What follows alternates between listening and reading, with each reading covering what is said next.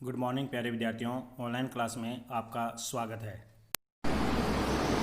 हाँ तो प्यारे विद्यार्थियों, आज हम बात करते हैं लोकतंत्र के समक्ष चुनौतियां, पार्ट फर्स्ट, जिसमें हम पढ़ेंगे जातिवाद कि भारत में हमारे यहाँ जो लोकतंत्र है उस लोकतंत्र के समक्ष कौन कौन सी चुनौतियां हैं और किस प्रकार हमारे राष्ट्र ने उन चुनौतियों का सामना करके और उन चुनौतियों को समाप्त करने का संकल्प किया है।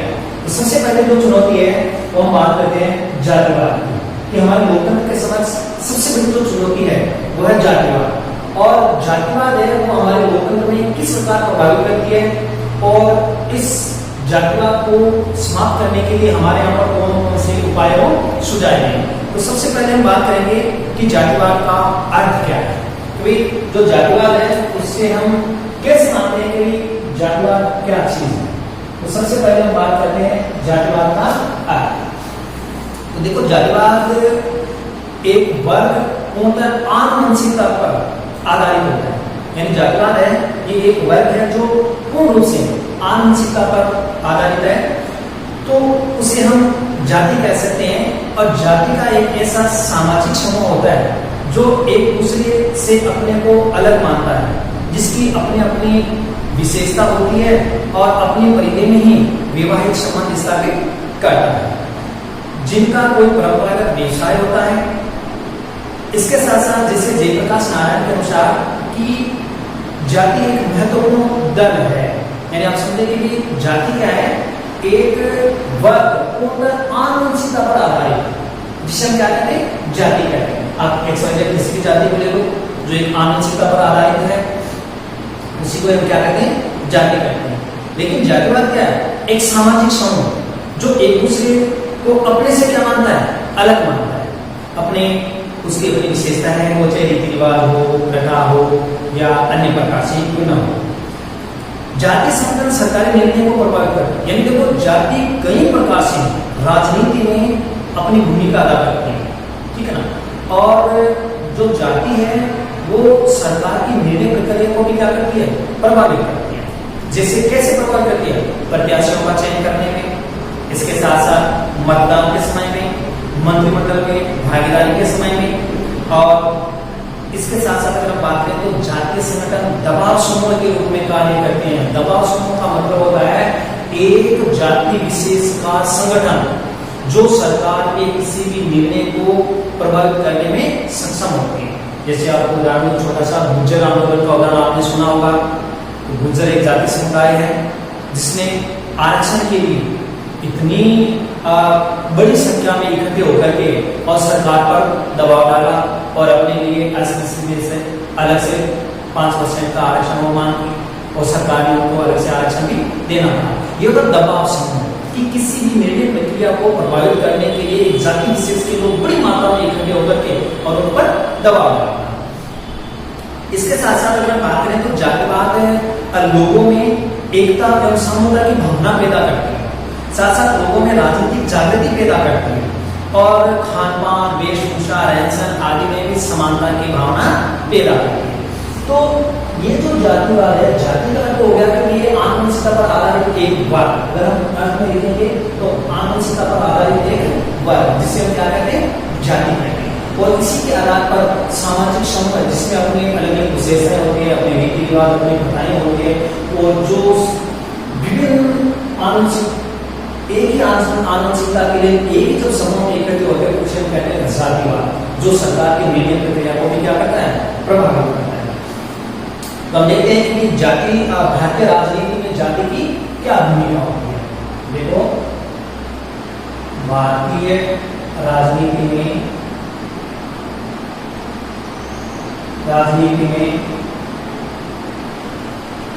जाति की भूमिका।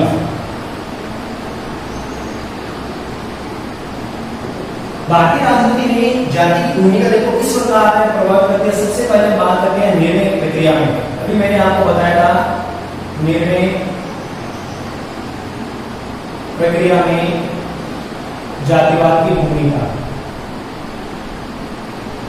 जातिवाद की भूमिका। तो निर्णय प्रक्रिया में जातिवाद की भूमिका सरकार प्रभावित करती है? देखो, भारतीय राजनीति में जाति की जो भूमिका है वो सबसे महत्वपूर्ण मानी जाती है।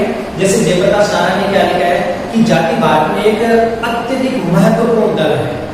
यानी जयप्रकाश नारायण ने क्या लिखा है कि भारतीय राजनीति में जो जाति है वो एक अत्यधिक महत्वपूर्ण दल है। और मेनन के अनुसार है कि स्वतंत्रता के बाद भारत में राजनीतिक क्षेत्र में जाति प्रभाव पहले की अपेक्षा बढ़ा है। यानी स्वतंत्रता के बाद में अगर देखें तो जो जातिवाद है वो भारत में पहले की अपेक्षा आज कहीं ज्यादा हो गया है। तो निर्णय प्रक्रिया में जातिवाद की भूमिका कैसे अदा करते हैं, किस प्रकार निर्णय प्रक्रिया में जातिवाद है वो एक अपनी भूमिका अदा करता है? तो देखो, भारत में जाति पर आधारित संगठित शासन के निर्णय प्रक्रिया को प्रभावित करने का प्रयत्न करते हैं। यानी हमारे जो शासन की प्रक्रिया है, उस शासन की प्रक्रिया को अगर हमें प्रभावित करना है तो एक जाति के लोग इकट्ठा होकर के अपना समूह बना करके और प्रशासन पर दबाव डाल सकते हैं। तो इसे कहते हैं निर्णय प्रक्रिया में भागीदारी करना। अनुसूचित जाति जनजाति संगठन प्राप्त अपने आरक्षण अधिकार की समय सीमा बढ़ाना चाहते हैं। जैसे मान लो एससी है, एसटी है, ये जो जातियां हैं, ये जातियां अपने आरक्षण की समय सीमा बढ़ाने के लिए विभिन्न प्रकार से एकत्रित होकर सरकार की निर्णय प्रक्रिया को क्या करती है, प्रभावित करती है। इसके साथ साथ अगर हम बात करें तो जिन जातियों को आरक्षण प्राप्त नहीं हुआ है वे प्राप्त करने के लिए आंदोलन करें। आज जैसे मान लो भाई गुजरों ने आंदोलन प्राप्त किया, इसके साथ साथ और भी कई ऐसी जातियां हैं जिनको आरक्षण नहीं प्राप्त है, वो आज आरक्षण के लिए खड़ी हो रही है और अपनी मांगों को मनवाने हेतु विभिन्न प्रकार से शासन को प्रभावित करने का प्रयत्न करते हैं। यदि मान लो शासन उनकी मांगे नहीं मानते हैं तो विभिन्न प्रकार के जुलूस है, धरना या तोड़ अन्य प्रकार के ऐसी घटनाओं को अंजाम देते हैं जिससे कि सरकार पर दबाव बने और सरकार उनकी मांगों को माने। जाति संगठन अपने हितों के अनुसार निर्णय करने एवं अपने हितों के प्रतिकूल होने वाले निर्णयों को रोकने हेतु निर्णय प्रक्रिया को भी प्रभावित करने का प्रयत्न करते हैं। कई बार क्या है कि ये जो जातीय समूह होते हैं, ये जातीय समूह अपने जाति विशेष के अगर हित को देखते हुए अगर कोई सरकार का निर्णय इनके हित में नहीं है या इनके विरुद्ध है तो उस निर्णय को प्रभावित करने में अपनी सबसे महत्वपूर्ण भूमिका वो अदा करते हैं, वो चाहे कोई सी भी जाति हो। तो निर्णय प्रक्रिया में जातिवाद अपनी सबसे महत्वपूर्ण भूमिका निभाते हैं कि एक जाति के लोग संगठित होकर के और अपने हितों को ध्यान में रखते हुए या अपने हितों के प्रतिकूल यदि उन्हें लगता है तो वो सरकार का प्रशासन का विरोध करके और अपनी निर्णय प्रक्रिया में सबसे महत्वपूर्ण भागीदारी वो निभाते हैं। दूसरा आपके आता है राजनीतिक दलों में जातिगत आधार पर प्रत्याशियों का निर्वाचन। देखो, राजनीतिक दलों में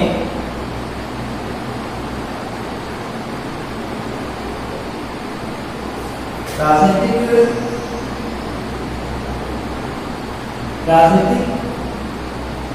दलों में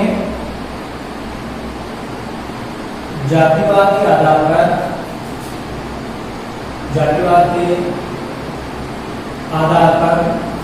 प्रत्याशियों का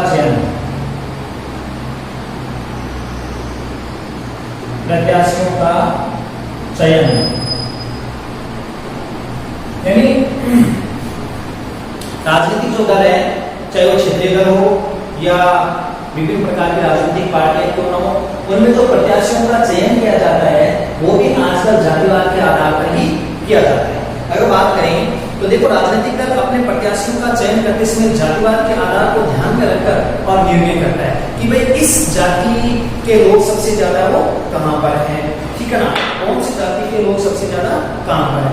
इसके साथ अगर हम बात करें, देखो जिस क्षेत्र में जिस जाति का ज्यादा बाहुल्य हो वहां उसी जाति के प्रत्याशी को चुनाव मैदान में उतारने का प्रयास किया जाता है। जैसे मान लो एससी का है, एसटी का है, ओबीसी का है या एसटीसी का है, माइनर है, कौन सी जाति के कौन से वर्ग के लोग सबसे ज्यादा यहाँ पर है, तो चुनाव में यही सबसे ज्यादा अहम बात देखी जाती है कि किस जाति के लोग ज्यादा है, उसी जाति के प्रत्याशी को चुनाव मैदान में वो उतारा जाता है। कई बार क्षेत्र विशेष में बाहुल्य युक्त उम्मीदवार दो दलों द्वारा चयन करने के बाद तीसरा दल क्षेत्र में दूसरे नंबर पर आने वाली जाति के उम्मीदवार को उतार देते। कई बार क्या करते हैं, चुनाव में समीकरण तय किया जाता है और समीकरण तय करने के बाद में मान लो अगर दो क्षेत्रों में अगर बहुमत के आधार पर तीसरे दल वाले अपने उम्मीदवार वहां पर वो उतार देते हैं, यानी अपने उम्मीदवार को वहां खड़ा करते हैं, ताकि पहले दो के वोट बंटने का फायदा तीसरे को मिल जाए। यही होता है भाई, दो दल अगर मान लो बराबर के उम्मीदवार हैं, टक्कर के उम्मीदवार, तो वहां पर तीसरा राजनीतिक दल अपना फायदा उठाने के लिए वहां पर अपना प्रत्याशी मैदान में खड़ा कर देते हैं, ताकि इन दोनों के वोट आपस में बढ़ जाए और हमारा फायदा हो जाए। तो इस तरह से जातिवाद के आधार पर प्रत्याशियों का चयन भी है वो किया जाता है। तीसरा आता है जातिगत आधार पर मतदान। जातिगत आधार पर मतदान। हमारे यहाँ पर चुनाव में आपने अक्सर देखा होगा कि कई बार लोग जातिगत आधार पर ही मतदान को करते हैं, कि जो प्रत्याशी खड़ा हुआ है वो किस दल का है, किस जाति का है, ये सबसे पहले देखा जाता है कि वो किस जाति से रिलेटेड करता है, ठीक है ना। उसी जाति के लोग अपने प्रत्याशी को वोट देने अब देते हैं। तो पहले मतलब जातिगत आधार पर हमारे यहाँ पर मतदान वो किया जाता है। देखो, भारत में मतदान व्यवहार में जातिगत भावना प्रबल रूप से देखी जाती है, तथा सभी राजनीतिक जो दल है वो अपने राजनीतिक स्वार्थों की पूर्ति के लिए जातिवाद को भड़काने का प्रयास करते हैं, कि अमुक देखो तुम्हारी जाति का प्रत्याशी खड़ा हुआ है, तुम वोट नहीं दोगे तो कौन देगा। इस तरह से वो क्या है कि जातिवाद को ज्यादा से ज्यादा भड़काने का प्रयास करते हैं। और इसके साथ भारत में पंचायती राज संस्थाओं के चुनाव में जातिवाद शांति प्रभावशाली रूप से हर आप सरपंचों के चुनाव में देखते हो, अगर मान लो किसी जाति का दो सरपंच खड़ा हो जाता है तो उस जाति के लोग मरने मारने के लिए तैयार हो जाते हैं कि जैसा हमारे जाति का व्यक्ति खड़ा है, हम तो सबसे पहले इसी को क्या करेंगे, वोट देंगे। स्वाभाविक है कि पंचायती राज में अगर आप देखोगे तो जातिवाद सबसे ज्यादा प्रभावी वो रहता है। तीसरा देखो, मंत्रिमंडल के निर्णय में जातिवाद। मंत्रिमंडल के निर्माण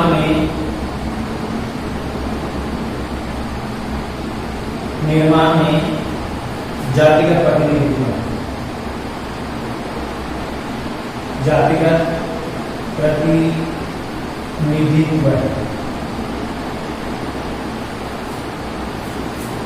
तो देखो, सभी राजनीतिक दल है वो जातीय समीकरणों को अपने पक्ष में बनाए रखने हेतु बहुमत प्राप्त करने पर होने पर सरकार का निर्माण करने के लिए मंत्रिमंडल निर्माण करते समय सभी जातीय संगठनों का विशेष ध्यान रखा जाता है। देखिए, वो चाहे केंद्र का मंत्रिमंडल हो या राज्य का मंत्रिमंडल हो, ठीक है ना। मंत्रिमंडल का निर्माण करते समय सभी जातियों का ध्यान में रखा जाता है और जातिगत आधार पर ही मंत्रिमंडल का निर्माण किया जाता है कि भाई किस जाति का उसमें प्रतिनिधित्व नहीं मिला है तो उस जाति के उम्मीदवार को मंत्रिमंडल में सम्मिलित कर दिया जाता है, ताकि सभी जातियों का प्रतिनिधित्व किया जा सके। इसके साथ साथ देखो, संघ शासन से लेकर प्रांतों तक, यानी केंद्र से लेकर के राज्यों तक स्थानीय स्वशासन के दायित्व प्रदान करते समय जातिगत लाभ हानि ध्यान में रखा जाता है। चाहे वो केंद्र सरकार का मंत्रिमंडल हो या राज्य सरकार का मंत्रिमंडल हो, सब अपने अपने राजनीतिक हितों को ध्यान में रखते हुए मंत्रिमंडल का निर्माण करते हैं, ठीक है ना। कई बार केंद्र या प्रांत विशेष के मंत्रिमंडल में देखो जाति विशेष के प्रतिनिधित्व के कम होने की आलोचना भी, यदि मान लो कई बार केंद्र या राज्यों में जो मंत्रिमंडल में अगर किसी जाति को प्रतिनिधित्व नहीं मिला है तो वहां उसकी आलोचना भी की जाती है कि अमुक जाति के लोगों का प्रतिनिधित्व मंत्रिमंडल में नहीं मिला तो उसकी आलोचना हो जाती है। तो इसलिए सरकार मंत्रिमंडल का निर्माण करते समय जातिगत आधार पर या जातिगत प्रतिनिधित्व के आधार पर ही मंत्रिमंडल का निर्माण करती है। नेक्स्ट आपके जातिगत दबाव समूह। जातिगत दबाव समूह है। जातिगत दबाव समूह के बारे में मैंने अभी आपको उदाहरण दिया था गुर्जर आंदोलन का। तो देखो, जातीय संगठन राजनीतिक व्यवस्था पर दबाव समूह के रूप में कार्य करते हैं, यानी जो जातीय संगठन है हमारी जो राजनीतिक व्यवस्था है उस व्यवस्था पर बिल्कुल एक प्रेशर ग्रुप का कार्य करते हैं और अपने जातीय हितों के अनुसार ही वो निर्णय करते हैं एवं जातीय हितों के विरुद्ध होने वाले निर्णयों को रोकने या बदलने हेतु सरकार पर दबाव डालते हैं। यानी एक जाति विशेष के लोग अपना दबाव बना करके अपने हित में सरकार की निर्णय प्रक्रिया को बाधित करते हैं या फिर अपने हितों के विरुद्ध होने वाले निर्णयों को बदलने में अपनी महत्वपूर्ण भूमिका को अदा करते हैं। आरक्षण से वंचित जातियां आप देखो, संगठन आरक्षण बनाए रखने हेतु निरंतर सरकार पर दबाव डालते हैं। जो जातियां आज आरक्षण से वंचित है वो जातियां सरकार पर विभिन्न प्रकार से क्या डाल रही है, दबाव डाल रही है, ताकि उनको आरक्षण वो मिल सके। बस यही तो जातीय दबाव समूह है। इसके साथ साथ मेयर के अनुसार क्या लिखा है कि जाति संगठन राजनीति के महत्व के दबाव समूह के रूप में प्रयुक्त है। यानी आज जो राजनीति के जो जातीय संगठन है वो जातीय संगठन आज राजनीतिक महत्व के दबाव समूह के रूप में क्या हो रहे हैं, प्रयुक्त हो रहे हैं। यानी एक जाति विशेष अपने हितों के अनुसार सरकार पर निर्णय प्रक्रिया को परिवर्तित करने में महत्वपूर्ण भूमिका निभाती है। नेक्स्ट, जाति प्रशासन। जाति प्रशासन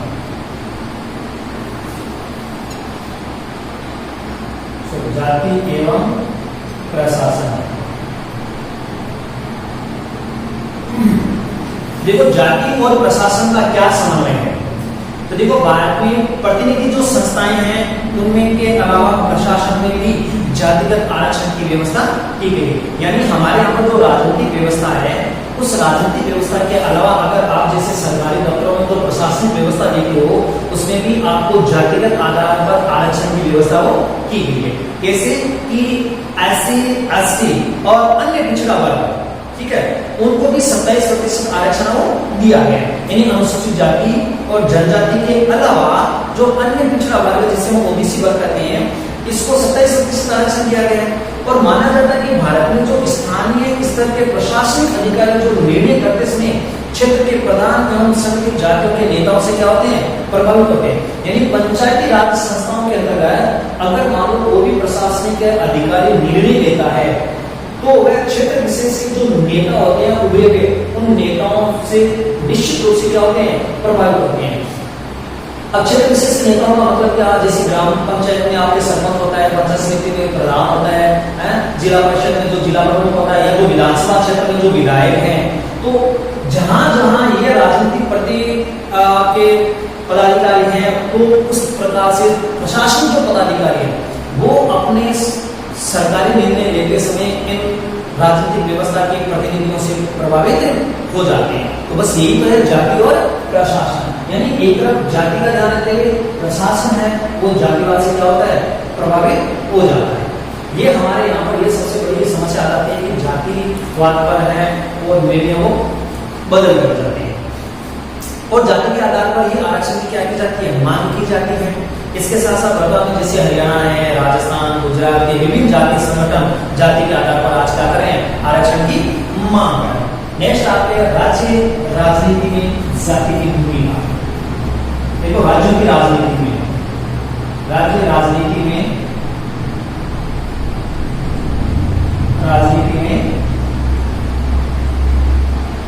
जाति की भूमिका।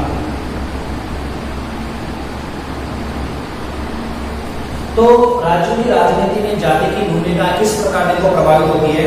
आज अगर हम बात करें कि अखिल भारतीय राजनीति के बजाय आज राज्यों की राजनीति में जाति है वो ज्यादा सक्रिय हो गई है।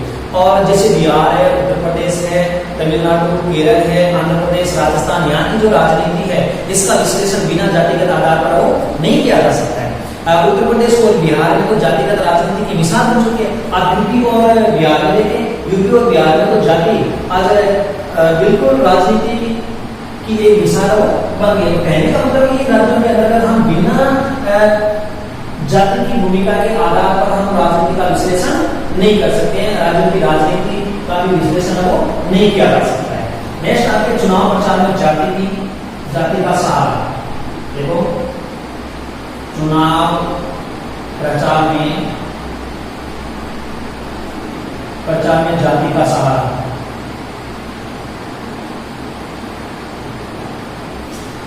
चुनाव प्रचार में जाति का देखो किस प्रकार से सहारा दिया जाता है कि राजनीतिक दल एवं जो उम्मीदवार है वो चुनाव प्रचार में जाति का खुलकर प्रयोग करते हैं। आप निचले स्तर पर देखो ग्राम पंचायत में जब सरपंच का चुनाव होते हैं, वार्ड पंच का चुनाव होते हैं, एक वार्ड में अगर विभिन्न जाति के लोग निवास करते हैं तो सबसे पहले हम ये देखते हैं कि हमारा जाति का कौन सा उम्मीदवार है। सीधी सी बात है। तो स्वाभाविक है कि चुनाव प्रचार में तो खुलकर जाति का क्या किया जाता है, प्रचार प्रसार किया जाता है। और चुनाव के समय जाति समीक्षा बैठा दिए जाते हैं कि भाई इस प्रत्याशी को कितने जातियों के लोग इसको मतदान करेंगे। तो जाति के आधार पर समीकरण तैयार किया जाता है। और साथ साथ प्रत्येक राजनीतिक क्षेत्र है वो विशेष राजनीतिक दल और क्षेत्र विशेष में जाति, जिस जाति का बाहुल्य उसी जाति के बड़े नेता का चुनाव प्रचार हेतु भेजने का प्रयत्न भी करते हैं। देखो यदि मान लो जिस चुनाव क्षेत्र में जिस जाति का सबसे ज्यादा बाहुल्य होता है, बड़े बड़े राजनीतिक दल उसी क्षेत्र में उस जाति के बड़े जो नेता होते हैं, राष्ट्रीय स्तर के जो नेता होते हैं, उन नेताओं को वहां प्रचार हेतु भेजते हैं ताकि उस जाति के लोग हैं उस नेता से क्या हो, प्रभावित हो और अपने जाति के उम्मीदवार को ज्यादा से ज्यादा क्या करें, मतदान करें। तो इसीलिए चुनाव प्रचार में जाति का सबसे ज्यादा सहारा वो लिया जाता है। तो ये आपके कुछ बिंदु है जिस बिंदुओं के माध्यम से हम ये बात करते हैं कि भारत की राजनीति में यानी हमारे देश में जाति और किस प्रकार वो भूमिका अदा करती है। तो आपको ये समझना चाहिए कि सरकार की निर्णय प्रक्रिया में जाति का किस प्रकार अपनी भूमिका अदा करता है। साथ साथ राजनीतिक दलों में जाति के आधार पर प्रत्याशियों का चयन किया जाता है, जाति के आधार पर मतदान होता है। साथ में मंत्रिमंडल के निर्माण में जातिगत प्रतिनिधित्व देखा जाता है, जाति के दबाव समूह तैयार हो जाते हैं, जाति के प्रशासन में आपस में एक समन्वय दिखाई देता है, राज्य राजनीति में जाति की भूमिका होती है और चुनाव प्रचार में भी जाति का सहारा लिया जाता है। तो कहने का अर्थ है कि ये सभी जो बातें हैं ये भारत में जो जातीय भूमिका है वो तैयार होती है, क्योंकि भारतीय लोकतंत्र में जाति किस प्रकार की भूमिका वो तय करती है। नेक्स्ट हम बात करते हैं जातिगत राजनीति की विशेषताएं, क्योंकि आज हमारे देश में जातिगत जो राजनीति है उस राजनीति की क्या क्या विशेषताएं देखने को मिलती है। तो देखो भारतीय राजनीति में जातिगत विशेषताएं, जातिगत राजनीति की विशेषताएं।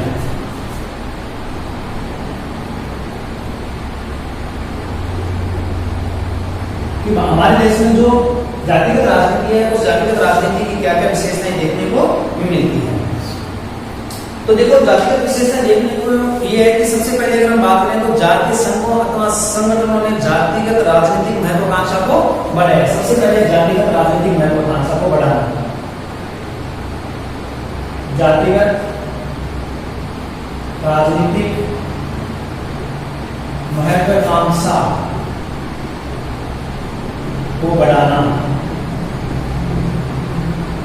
इससे क्या है कि लोगों में अपनी जाति के प्रति विभिन्न प्रकार की जो सकारात्मक सोच है वो सकारात्मक भावनाएं बढ़ती है, जिससे क्या है कि जातीय नेतृत्व जाति हितों के मुद्दों को उठाकर जाति में अपना समर्थन बढ़ाकर राजनीतिक लाभ उठाए। एक जाति अपने जाति हितों के मुद्दों को उठाती है और वह राजनीतिक स्तर पर उन मुद्दों को उठा करके और अपने जाति का लाभ को उठाना चाहते हैं, किसी तरह से वो राजनीति का लाभ ले सकते हैं। दूसरा आपके शिक्षा, शहरीकरण, औद्योगिकरण, आधुनिकीकरण तथा लोकतंत्र व्यवस्था के बावजूद जातिगत की भावना एवं एकीकरण को बल मिला है, यानी जातिवाद की भावना को बल मिलना है। देखो जातिवाद की भावना को बल मिला है। वर्तमान समय में अगर बात करें तो देखो आज शिक्षा, शहरीकरण, औद्योगिकरण, आधुनिकीकरण और लोकतांत्रिक व्यवस्था होने के बावजूद आज देश में जातिवाद की भावना को सबसे ज्यादा क्या मिला है, बल मिला है। इन सबसे लोग आपस में एक ही जाति के लोग आपस में क्या हो गए, जुड़ गए और अपने जाति हितों को लेकर के और उनमें महत्वाकांक्षाओं के बीच पनपने शुरू हो गए। तीसरा देखो क्षेत्र विशेष में कई जाति विशेष राजनीतिक रूप से ज्यादा प्रभावशाली और शक्तिशाली भी हुए हैं, यानी एक क्षेत्र विशेष में एक जाति के लोग सबसे ज्यादा क्या हुए, प्रभावित हुए। जाति और राजनीति के संबंध गतिशील होते हैं, सदा एक जैसे नहीं। अच्छा, जाति और राजनीति इन दोनों के ही संबंध क्या होते हैं, गतिशील होते हैं, एक जैसे नहीं होते हैं, कभी परिवर्तित होते रहते हैं, कभी जाति ज्यादा हावी हो जाती है तो कभी राजनीति ज्यादा हावी हो जाती है। जाति के राजनीतिकरण के साथ साथ स्थानीय स्तर पर राजनीति का क्या हो गया, जातीयकरण। आज अगर हम बात करें तो देखो जाति का राजनीतिकरण हो गया, यानी जाति का राजनीतिकरण।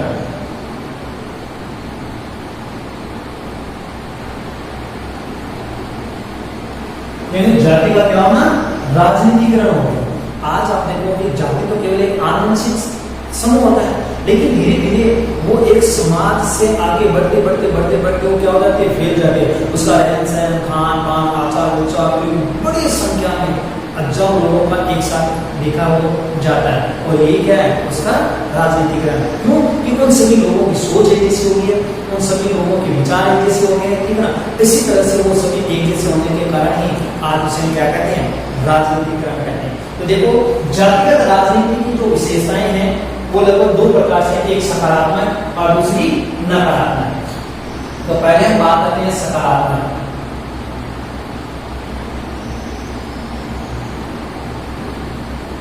सकारात्मक रूप की विशेषता क्या है?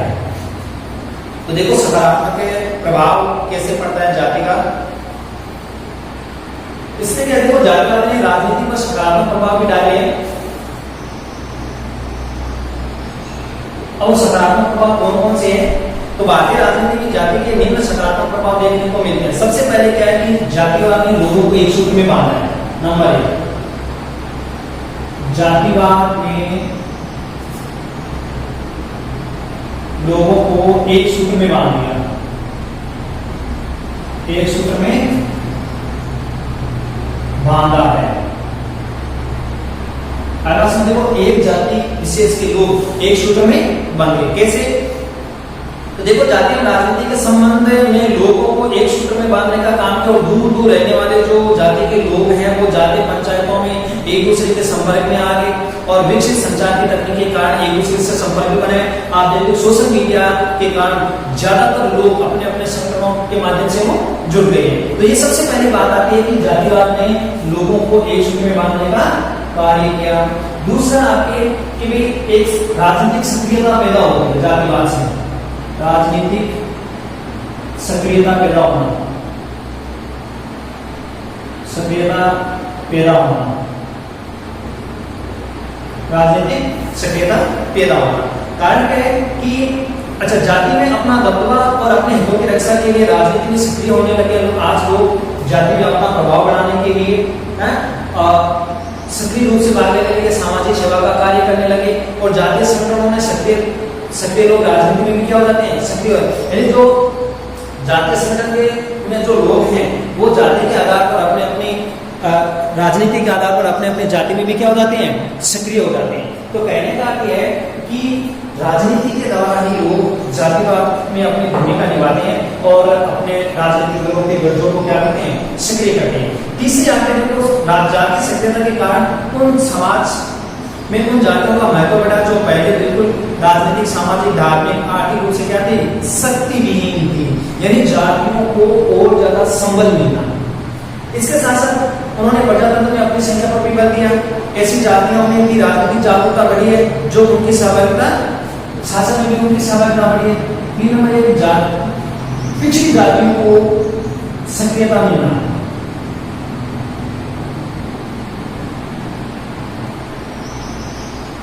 पिछड़ी जातियों को सक्रियता मिलना। इन जातियों में महत्वाकांक्षाएं बढ़ी है। इसके अलावा अगर आप देखोगे तो सामाजिक संरचना में भी क्या आ गया है, परिवर्तन आ गया है। जातिवाद के कारण सामाजिक संरचना में परिवर्तन, सामाजिक संरचना में भी परिवर्तन देखने को मिला है। नेक्स्ट, रुडोल्फ के अनुसार जाति की राजनीति ने जातियों के मत भेदों को कम किया और विभिन्न जातियों के सदस्यों में समानता भी देखी गई। यानी कि जातिवाद ने विभिन्न जातियों में आपसी जो मतभेद थे उन मतभेदों को कम करने का प्रयास किया। और कई जातियों को देखने का यह अवसर मिला कि कई जातियां एक दूसरे के वो पास भी आई है। इसके साथ साथ इन जातियों ने आपस में अपने व्यवहार से अपने जो विभिन्न से जो व्यक्तियों की जो भावनाएं थी उन भावनाओं को दूर करने का भी क्या किया है,